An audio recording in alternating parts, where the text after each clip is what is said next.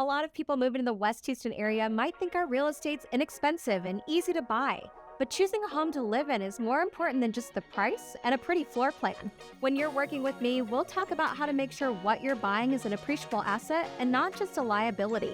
I'll teach you how to make your money on the buy and position your home for the long-term appreciation that it deserves. So here's exactly what it's like to have an advisor in your corner and not just an agent.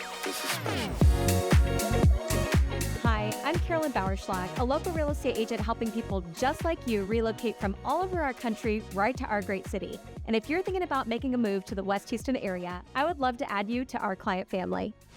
One of the main areas of conversation that we have when purchasing your home is how that home is going to be positioned for the best growth or value appreciation over the long term. Now, this conversation just isn't about the total number of dollars that you're spending, but how you choose to spend them. So here's some of the advice that I like to give folks around the value conversation.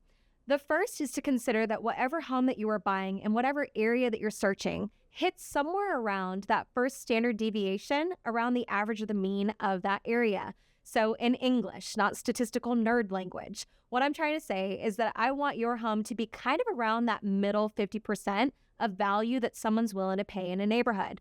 If the neighborhood has homes that are valued somewhere around $300,000 up to $800,000, I want us to shimmy in somewhere around that $500,000 to $600,000 mark.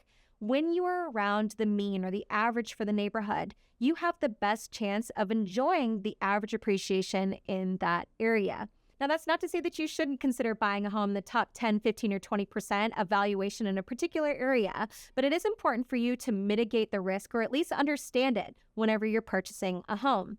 Now, there's other things that cap value that I'm looking out for as your risk manager, and those are going to be things like floodplains that you can't necessarily see, what the property tax rate is in the particular area, major roads that are supposed to go in or expand around your home, high tension power lines, sewer plants, all of those things affect the asset that you're buying. And as your friendly neighborhood realtor, I want you to rest assured that this is exactly what I'm looking for whenever you start shopping for a home. Now, the second major area that I look out for to make sure that the home that you're buying is an appreciable asset and not a liability is the condition of the structural and mechanicals of the home. I like to joke with my homeowners that it's your job to decide if you like the home, and it's my job to act as your dad. Right? So what do I mean by that? There's a big, long joke in real estate that dads are the ones that show up to the real estate inspections to be the inspectors. And this is kind of my pledge to you, right? So I very much want you to be happy in the home that you buy. I want you to like the floor plan. I want you to like the kitchen. I want you to like the street that you live on. But what I'm interested in is kind of the holy trinity of structural mechanicals here in Houston. So the first, of course, is going to be the slab. While you're looking at the inside of the house, what I'm doing is I am walking the exterior, looking for fissures or cracks in the slab itself. I'm looking for cracks in and around the brick veneer to see if we see any traditional signs of movement. I'm also going to walk the perimeter of the home on the inside, and we're going to look for traditional signs like sticking doors, or we're going to look for stair-step cracks in the drywall. And all of these things are critically important to the long-term health of your home, right? It's not fun to just spend, $500 per pier to shore up your foundation. So if there are things that we can avoid very easily on the front end, that's what I'm looking out for. Now, the second major thing that I'm looking for with structural mechanicals here in Houston is going to be your roof. Now, roofs are so important not only because of just logic, you care about a roof, but it's important here in Houston because of the way that insurance works. Over the last couple of years, insurers have tried really hard to basically wash their hands clean of any financial responsibility as it pertains to a roof replacement.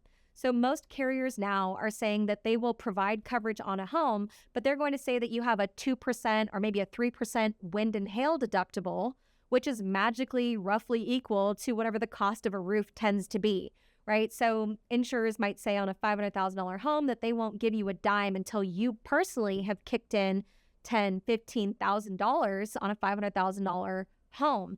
So what I'm looking at with your roof is to see how old is it? Is it in good condition? Do we have loose shingles? Do we have loose flashing? Did the builder put on a subpar material? Are we dealing in something that's an architectural shingle, which is what we want, right? Which is heavy overlap of asphalt shingles, or are we dealing in something like a 3-tab shingle, which is basically glorified asphalt wallpaper that the builder just pasted on the top of your home? All of those things have meaningful impacts to the long-term health of your home and really help shake out, is this an asset or a liability? And the third major thing that I'm looking out for when we're talking about structural and mechanicals is, of course, your HVAC or your heating and cooling system, right? So here in Houston, my expectation is that an AC is going to last about 15 years. Your furnace is probably going to be 22 to 25 years without it really being an issue.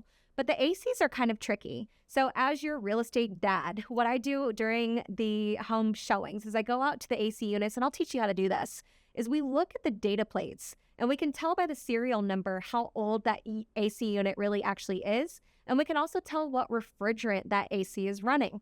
Now, the thing to know here is that just because, let's say, the outside unit is newer, the inside unit might have an older coil in it, right? And the coil is running a refrigerant that has to be compatible with the unit. So if I find out, let's say, that the coil is 13 or 14 years old, I hear in my mind that coil might fail in a year or two.